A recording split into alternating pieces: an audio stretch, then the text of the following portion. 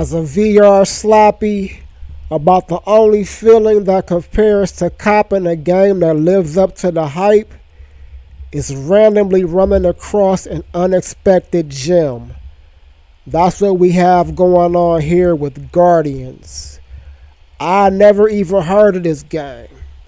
I'm just scrolling through App Lab one day, looking to blow some cash, and run across this highly rated title, which of course prompts me to check out some of the reviews. Now, of course, good reviews aren't always the mark of a good fit. I mean, Super Hot is terrible, and everyone and their Uncle Randy swear it's the greatest thing since pants with pockets. Yeah, I said it. Super Hot fucking sucks. Digressing. There were some keywords that stood out to me in these reviews. Keywords like customization, amazing, addictive, etc., etc. Obviously, I took the bait, so here I am to break down some of that experience on the channel. Okay, so Guardians with an S is what the key is called an FPS / RTS hybrid. Now the term real-time strategy is something I never heard of in that form, but it seems to fit the bill here. You're a soldier in a futuristic military outfit deployed to extract a precious new energy source sprinkled across the outer layer of the galaxy. Unfortunately, that collection process is easier said than done because these lucrative hotspots are literally crawling with critters. Huge bugs that instantly bring the super cheesy sci-fi epic Starship Troopers to mind. The battles primarily take place across two modes. You've got a campaign mode and free play built around community maps. We'll get into the community stuff later, but for now let's tackle the campaign mode. Story mode here is pretty simple and straightforward. No award-worthy cinematic visuals and snappy dialogue. You basically get an audio rundown from your base contact before heading into each mission / map. The campaign is divided into 4 or 5 maps on each planet. So once you conquer the first set of maps on a given planet, you move on to the next set of maps on a new planet, so on, so forth. As for the missions, they are more or less designed as defense or conquer objectives. Excuse me, I'm fucking up here.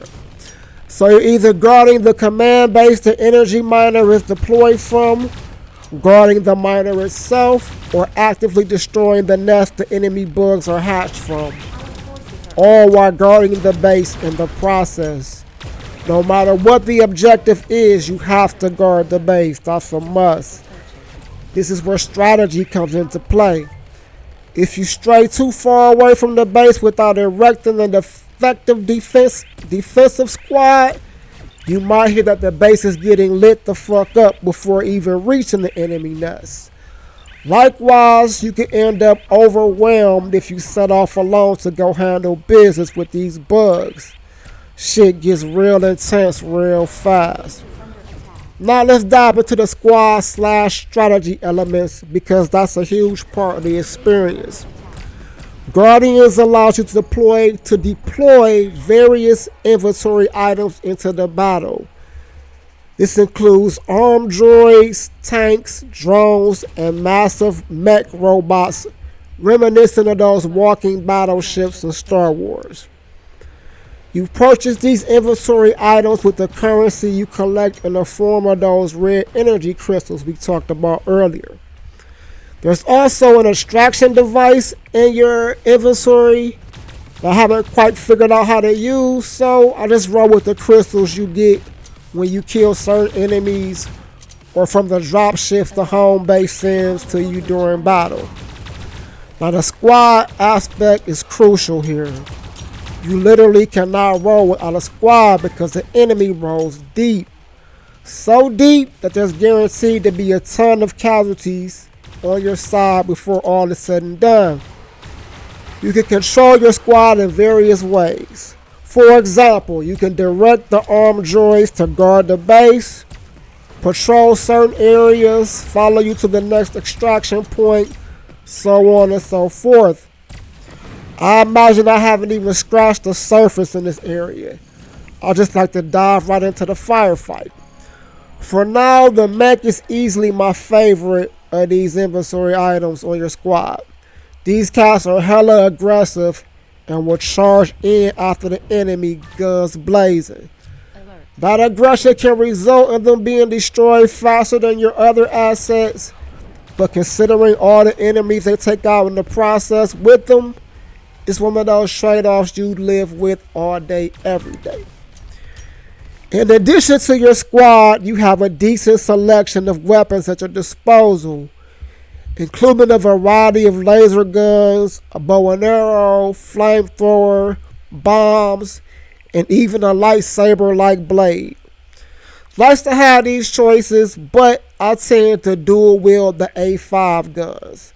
I think that's what they're called, A5, some type of damn alphanumeric fucking system, naming system they got going on.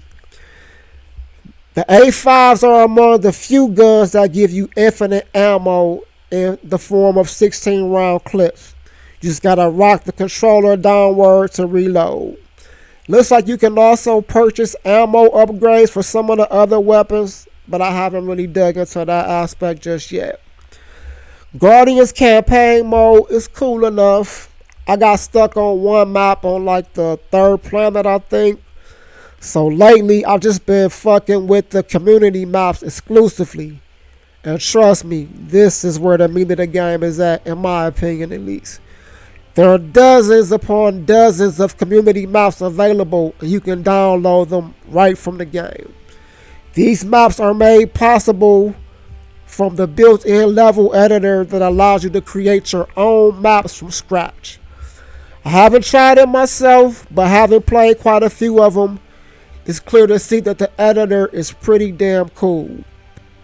The maps are beautifully designed from a visual standpoint, with seamlessly endless sprawling landscapes that I haven't even come close to fully exploring because I'm locked in these damn battles and ain't time to go straying off too damn far.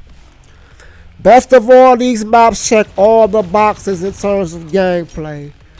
The custom map battles can be just as, if not more intense than what you get in the base levels. Some are flat out hard as fuck. On the difficulty tip, Guardians lets you choose from easy, normal, hard, and insane. Unfortunately, the custom maps aren't as flexible, not all of them anyway. Some only allow you to choose the insane flavor, which I'm not even touching at this point because normal was a bitch. So you have to be real strategic with your inventory management. I've said a lot here, but even with all this babbling, it's fair to say that I haven't done Guardians justice. This game is incredibly detailed with tons of replay value, and yes, as many of the reviewers said, this shit is addictive. The crazy part is, this game is still a work in progress. The developers are still busy putting shit together behind the scenes, and I can't even imagine what a full release will look like. As is, it's a great value, and in my opinion, would already stand out as a worthy competitor or purchase on the official Oculus marketplace. So if you haven't already, I highly recommend checking out Guardians VR. Something tells me you will not be disappointed. Peace.